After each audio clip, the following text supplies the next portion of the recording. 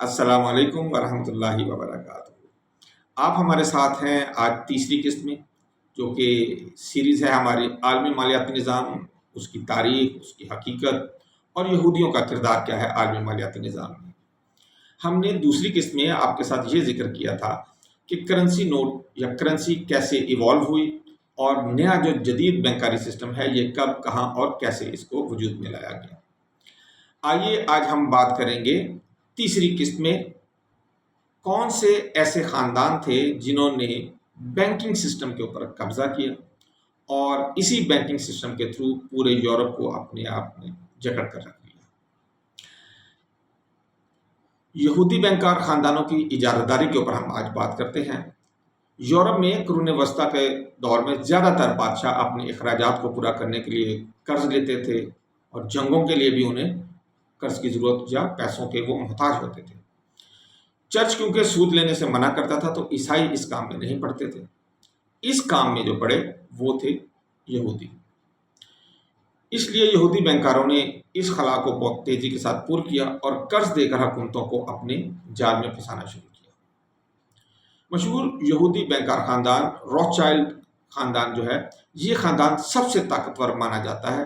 18ویں صدی میں میئر ایمیشل روتھشائلڈ نے جرمنی کے شہر فرینکفرٹ سے بینکنگ کا آغاز کیا۔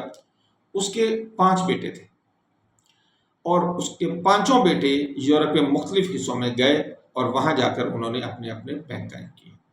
کہاں قائم کیے؟ London, Paris, Vienna, nipples and Frankfurt. انہوں نے نپولین کی جنگوں اور بعد میں برطانیہ اور فرانس کی معیشت پر کنٹرول بھی حاصل کر لیا۔ یہ ابھی ابتدا ہے۔ واربرگ خاندان یہ دوسرا خاندان ہے، یہ بھی یہودی خاندان ہے۔ انہوں نے کیا کیا ہے؟ انہوں نے امریکہ میں اپنا اثر و رسوخ قائم کیا اور فیڈرل ریزرو کے قیام میں اہم کردار بھی ادا کیا۔ پھر اوپن ہائمرز ہیں، یہ زیادہ تر سرمایہ کاری کرتے تھے معدنیات میں، کان کنی میں، اور خاص طور پر ان کا کام تھا جنوبی افریقہ میں۔ چوتھا جو خاندان بہت زیادہ مشہور اور طاقتور تھا وہ تھا لہمن برادرز۔ یہودی پس منظر کا یہ مشہور خاندان جو ہے، انہوں نے امریکہ میں بہت سے مالیاتی ادارے قائم کیے۔ سوال یہ پیدا ہوتا ہے کہ حکومتیں کیسے ان کی مقروض ہو گئیں؟ یہ بہت مضبوط ہو گئے۔ بادشاہ جنگوں کے لیے ان خاندانوں سے قرض لیتے تھے۔ قرض ایسے تو نہیں ملتا تھا، یہ دیتے تھے قرض سود پر۔ سود کے بوجھ نے حکومتوں کو مزید قرض لینے پر مجبور کر دیا۔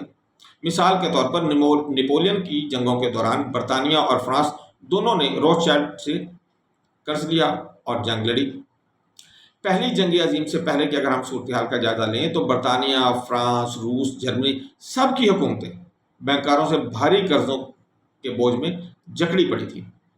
جنگ کی لاگت کا زیادہ تر بوجھ بینکوں نے اٹھا رکھا تھا اور اس کے بدلے مزید سیاسی اثر و رسوخ حاصل کرتے رہتے تھے۔ اسی وجہ سے بعض مورخین کہتے ہیں کہ پہلی جنگ عظیم کی اصل فاتح حکومتیں نہیں ہیں بلکہ بینکار خاندان ہے۔ قرض دینے والے کون تھے؟ سوال پیدا ہوتا ہے یہ قرض دے کون رہا تھا اور کون اپنا اثر و رسوخ قائم کر رہا تھا؟ زیادہ تر بڑے بینک یہودی خاندانوں کی ملکیت تھے، اسپیشلی روتھشائلڈ اور واربرگز نے جنگی قرضے فراہم کیے۔ یورپ کے تقریباً ہر بادشاہ کے خزانے پر ان کی گرفت بہت مضبوط تھی۔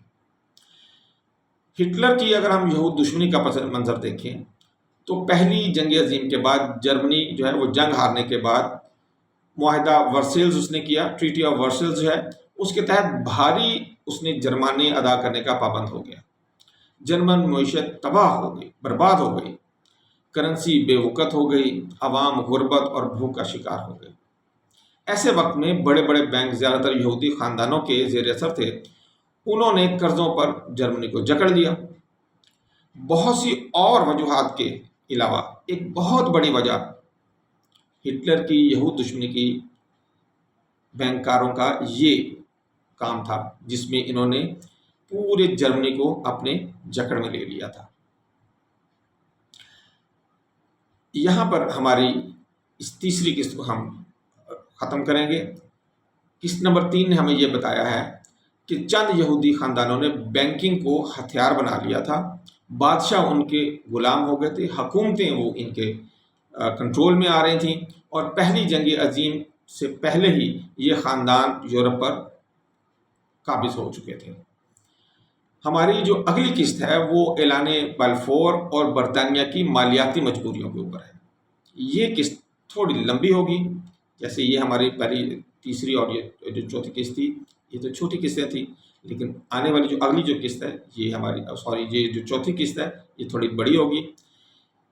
انشاءاللہ کل آپ کو ہم چوتھی قسط میں ملیں گے، تب تک کے لیے ہمیں اجازت دیجیے گا۔ اس سے پہلے میں صرف آپ سے یہ ریکویسٹ کروں گا کہ ہمیں سبسکرائب کریں۔ Thank you very much. اللہ حافظ۔ السلام علیکم ورحمۃ اللہ وبرکاتہ۔